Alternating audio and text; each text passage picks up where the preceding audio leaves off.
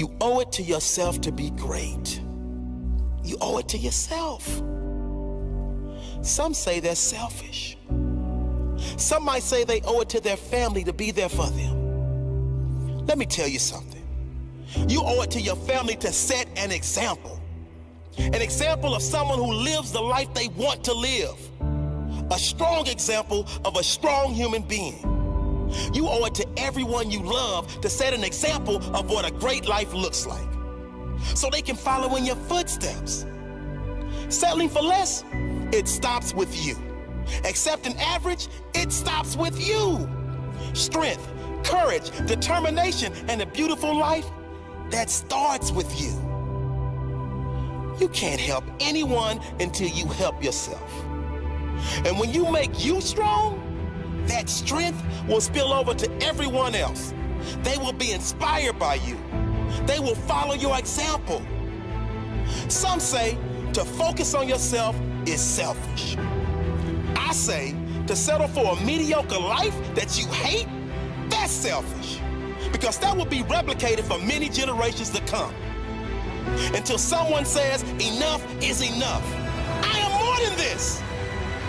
You owe it to yourself to see how far you can go in life. You owe it to yourself to earn the kind of money you want to earn. You owe it to yourself to be the kind of person you want to be, to feel the energy you want to feel, to have the body you want to have from doing the work you know you are capable of doing. You owe it to yourself to feel the pride of knowing you made your life. You didn't get lucky. You worked for it. You sacrificed. When it was hard, you pushed harder. You owe it to yourself to feel that pride.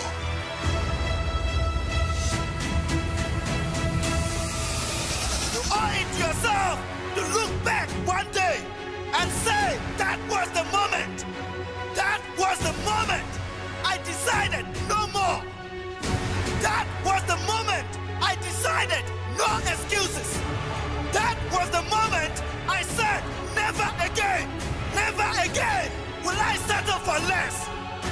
I will work, I will ask, I will learn. I will not stop at hurdles. I will not stop at setbacks. I will persist until I win. You owe it to yourself, no one else. Do it for you. You owe yourself that much.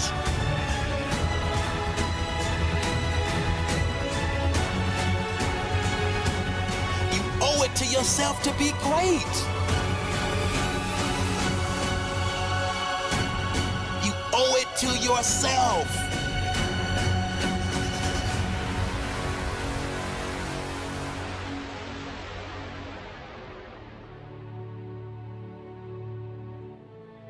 Your biggest strength in life will be the perception that you have over yourself.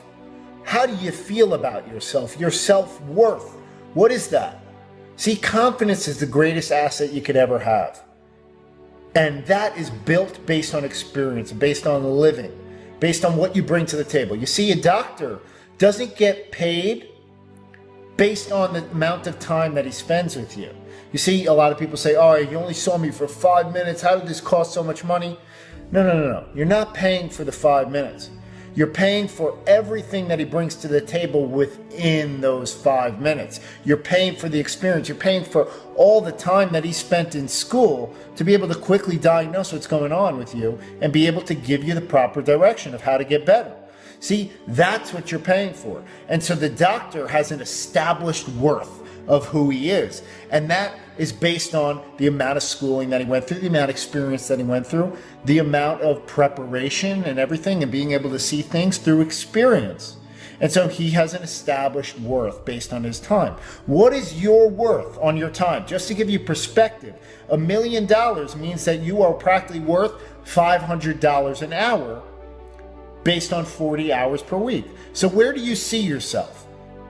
Because you will never be a millionaire unless you really value your time that way, unless you say, my time is worth $500 an hour. And you have to understand that things that are eating up your time, hours in the day, is this activity worth $500? Is spending time with this person worth $500?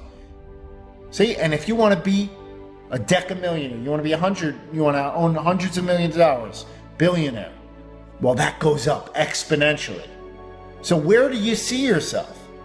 That's the greatest thing. So confidence is the greatest asset you can ever have. And I'm not just talking about a little confidence, saying, yeah, I'm confident. Okay, it's the difference between watching a movie on your smartphone, right, with awful, poor sound, or watching a movie in a movie theater with this surround sound where it's rumbling and shaking, where you jump, right? And you're basically immerse yourself in the character. And you're basically living that reality. That's what that is. And they've done test after test to show that the more confident you are, the more you believe in yourself in terms of your body language, it affects other people in terms of their perception of you, in addition to your own self-belief. So I'm not talking about little tiny detail, I'm talking a little description of being confident, like the smartphone. That's the equivalent. I'm talking about immersing yourself in the tiniest little detail, just like a huge movie theater, to know every little quirk about yourself, to be totally confident about that. They've done study after study. There was one study where doctors in white coats performed significantly better than doctors without white coats, because it's all about the perception of yourself. And so my invitation to you is to raise your standard of who you are. Raise it. Raise the bar. Get there. And you could do this. Get yourself a nice watch. Get yourself some nice clothes. Dress sharp. You will infinitely feel a certain aura about you, and that gravitational pull from other people will feel better that way, right? They will want to do more business with you. They will want to hang out with you more. You're presenting an energy about yourself of who you are, your own self-concept. You are used to a lower standard of life, a lower quality of living. If you accept that, your subconscious knows that, okay, we can get by here.